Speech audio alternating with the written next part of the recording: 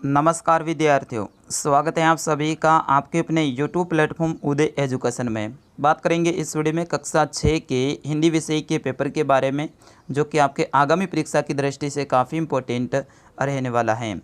विद्यार्थियों, इस वीडियो को अंत तक देखिएगा, इनमें से कई सारे प्रश्न हैं आपके एग्ज़ाम में सीधे ही पूछे जाएंगे।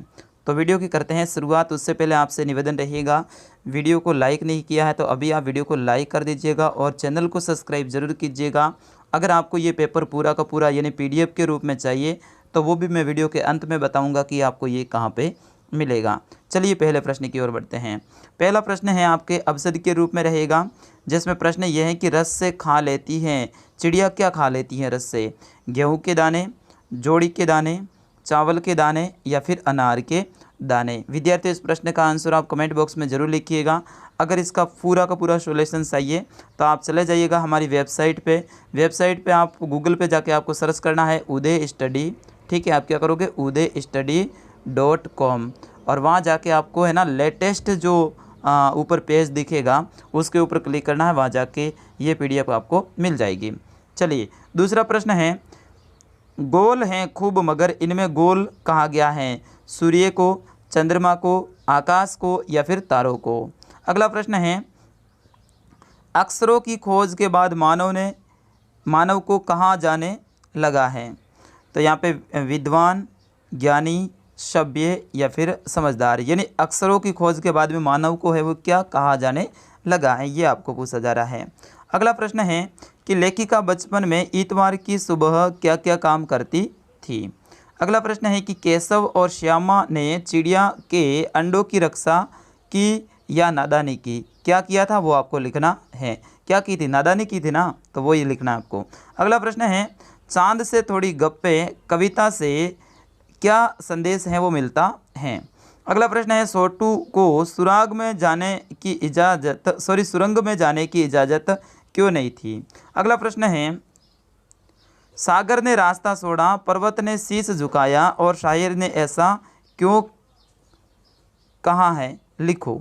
अगला प्रश्न है, माँ मोहन के ऐसे ऐसे कहने पर क्यों घबरा रही थी? अगला प्रश्न है, प्रकृति जादू किसे कहा गया है? अगला प्रश्न है, आशय स्पष्ट कीजिएगा, यानी इसका क्या करना, आपको आशय स्पष्ट करना है। किसका करना है? हाथ पकड़कर फिर सदा हमारे साथ नहीं फिरती दिन रात, इसका आशय स्पष्ट आपको करना है। अगला प्रश्न है, प्रश्न संख्या 12, लंदन में भोज पर बुलाए जाने पर गांधी जी ने क्या किया? अगला प्रश्न है 13वां, कि नगर से बाहर निकलकर 2 पग चलने के बाद सीता जी की क्या दशा हुई? ये सारे के सारे प्रश्न आपके एग्जाम की दृष्टि से इम्पोर्टेंट है, इन सभी को आप याद कर लीजिएगा। अगला है, बांस की बुनाई मानव के इतिहास में कब प्रारंभ हुई? अगला प्रश्न है, निम्न शब्दों के पर्यायवाची शब्द हैं वो लिखिए। 4 लिखने हैं आपको। रात के 4 पर्यायवाची लिखने हैं, तालाब के 4 लिखने हैं, अग्नि के 4 लिखने हैं, पृथ्वी, पुष्प और कमल के भी 4 पर्यायवाची शब्द हैं वो आपको लिखने हैं। प्रश्न संख्या 16 है, विलोम शब्द लिखिए। राजा का विलोम क्या हो जाएगा? रानी हो जाएगा। अस्तिक्स का क्या हो जाएगा? फल का क्या हो जाएगा? और प्रशंसा का क्या हो जाएगा? अगला प्रश्न है, 17वां, के निम्नलिखित शब्दों को एक वचन से बहुवचन में लिखिएगा। जैसे कि ये पुस्तक है तो पुस्तकें हो जाएगा, दवाई है तो दवाइयाँ हो जाएगा, लड़की है तो लड़कियाँ हो जाएगा, गाय है तो गाय हो जाएगा। इस तरह से आपको इनके विलोम शब्द हैं यानी बहुवचन लिखने हैं। अगला प्रश्न है, अपने प्रधानाध्यापक जी को शुल्क मुक्ति हेतु प्रार्थना पत्र है वो लिखिएगा। ठीक है, शुल्क मुक्ति के लिए आपको क्या करना है? प्रार्थना पत्र लिखना है।